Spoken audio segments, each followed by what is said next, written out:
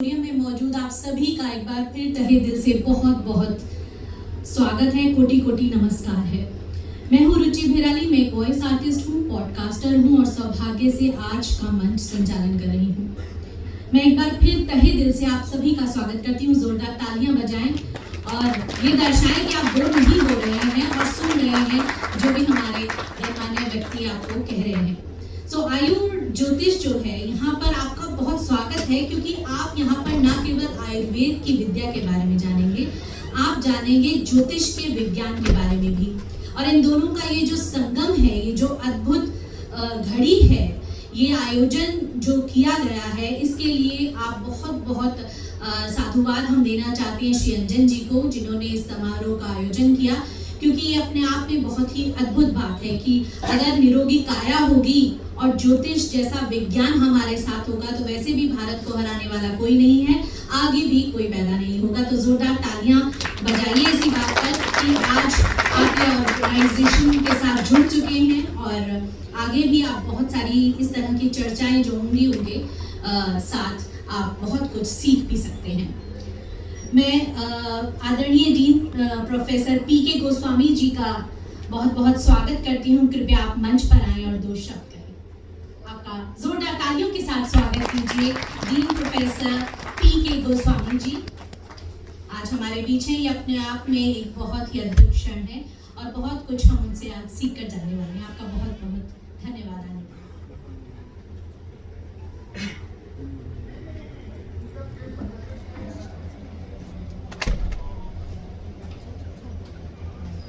इस सभागार में उपस्थित सभी को सादर अभिनंदन एवं सादर नमस्कार। अनुशासी महानुभाव, हमारी संकाय की निदेशक माननीय प्रोफेसर शंकर साहब और मंच के सन्मुख उपस्थित भारतवर्ष एवं विदेश से आए हुए आयुर्वेद, ज्योतिष और कर्मकांड और प्राच्य विद्या का प्रसन्न विद्वान एवं विदुषी महिलागण, उपस्थित विद्यार्थी और गवेषक वृंद, हमारी संकाय के लिए आज बहुत आनंद का विषय है कि देवगुण विभाग और ज्योतिष संस्थान, काशी ज्योतिष संस्थान के युग्म प्रतिष्ठा में मानव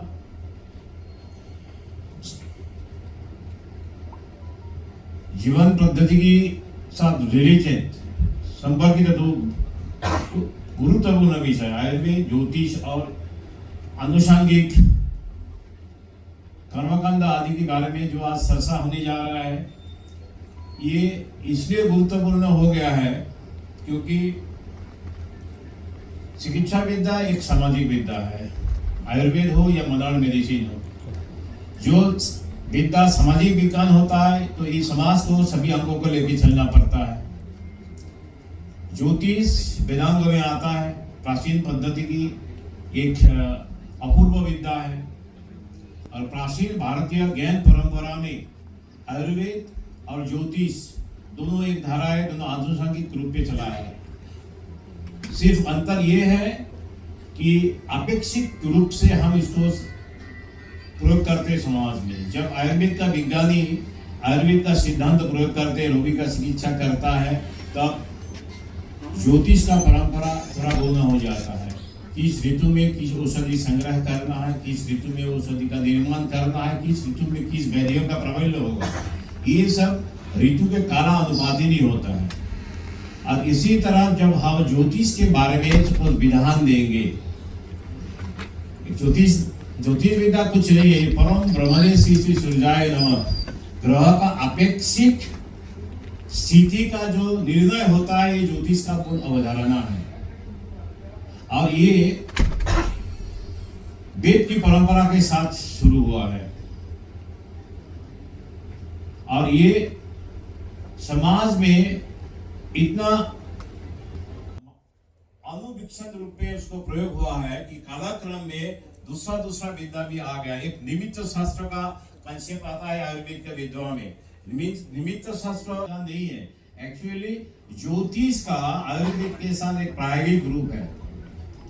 जिसे हम लोग घर के सामने घड़ा डालते हैं, पानी पूर्ण घट डालते हैं, उसमें आम का पल्लव डालते हैं, सॉल्ट डालते हैं, ये निमित्त शास्त्र में आता है। इसी तरह जो हमारा साइंस ऑफ कुकिंग, पाक शास्त्र, ये आपको वैदिक काल से आनुषंगिक रूप में चल रहा था और इसका मूल रूप है वैदिक काल में हुआ है, क्योंकि जो हमारा पंचतत्व से निर्मित शरीर है उसका जो परिवर्तन होता है, चाहे रोग हो या स्वस्थ हो या विभिन्न प्रांत में कौन सी रोग होगा, क्या क्या होगा, उसका एक अपेक्षित होता है काल के अनुसार और देश के अनुसार।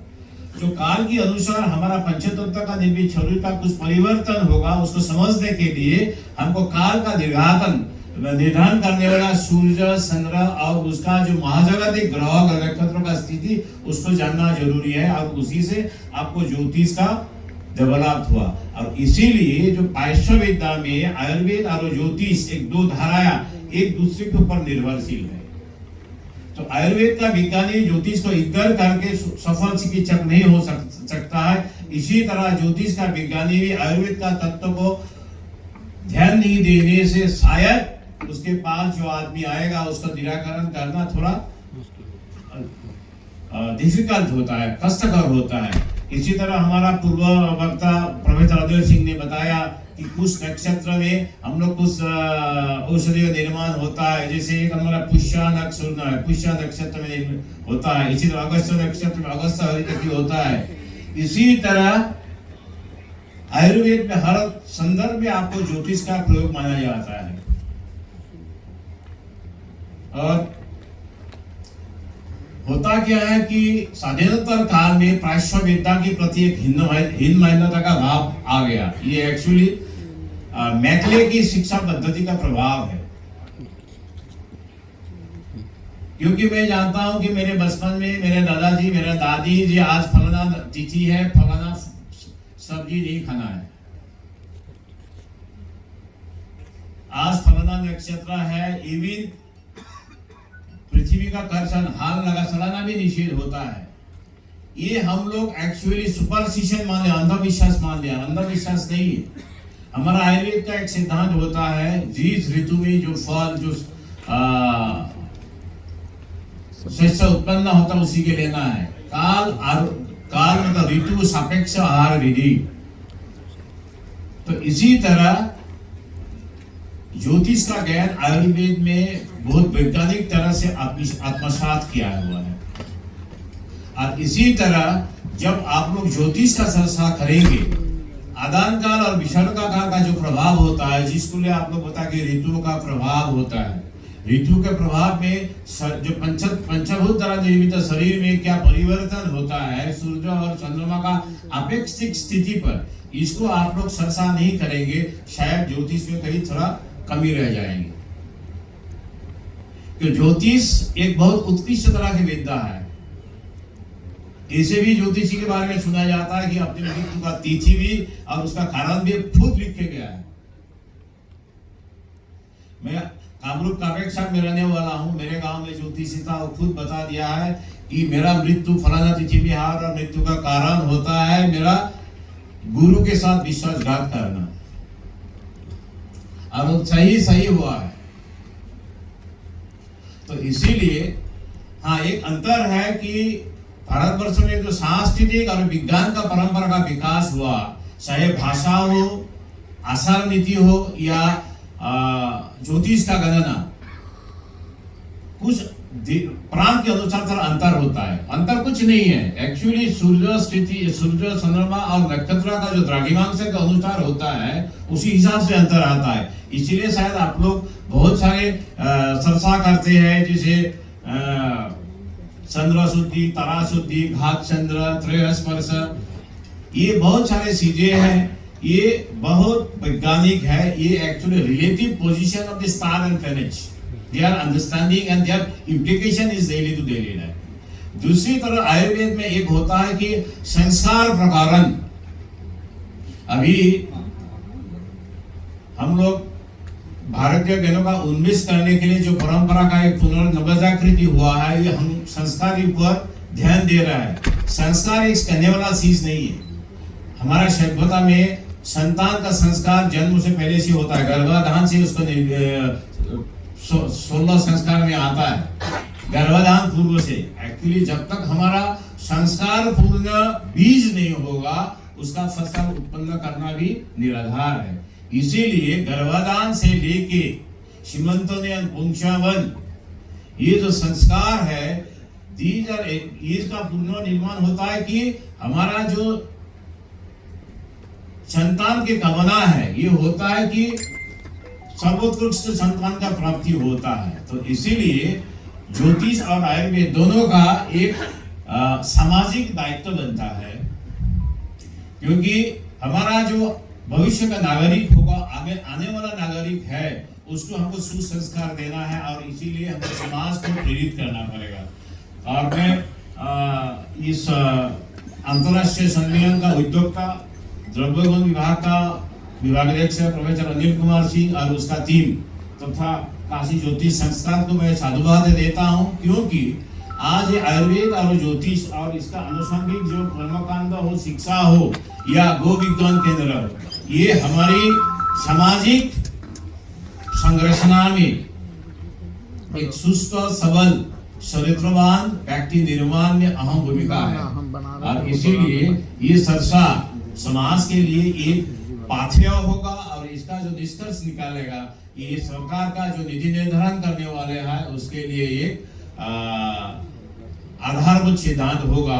क्योंकि हमारा शिक्षा पद्धति में या हमारा जो सामाजिक नीति नियम का निर्धारण होगा उसमें कुछ चीजें हमको करना जरूरी है। तो मैं यहाँ विभिन्न प्रांतों से देश विदेश से आए हुए सभी विद्वान और विदुषी महिला को मैं संस्था की तरफ से आंतरिक अभिनंदन और स्वागत करता हूँ।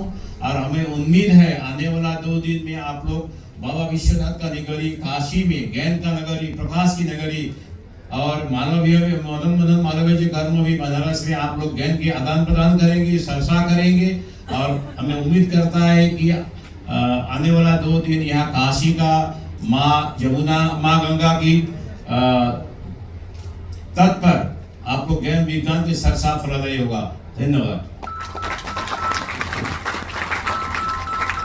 बहुत बहुत धन्यवाद सर। कहते हैं ना, जब आप अपनी जड़ों से जुड़े रहते हैं तो आप कभी नहीं भूल पाते कि आप क्या थे, क्या हैं और क्या हो सकते हैं। आपका बहुत बहुत धन्यवाद पीके गोस्वामी जी। हम आपका ज्योतिषीय संस्थान की तरफ से एक बार सभी लोग जोरदार तालियां बजाएं, हम स्वागत करते हैं।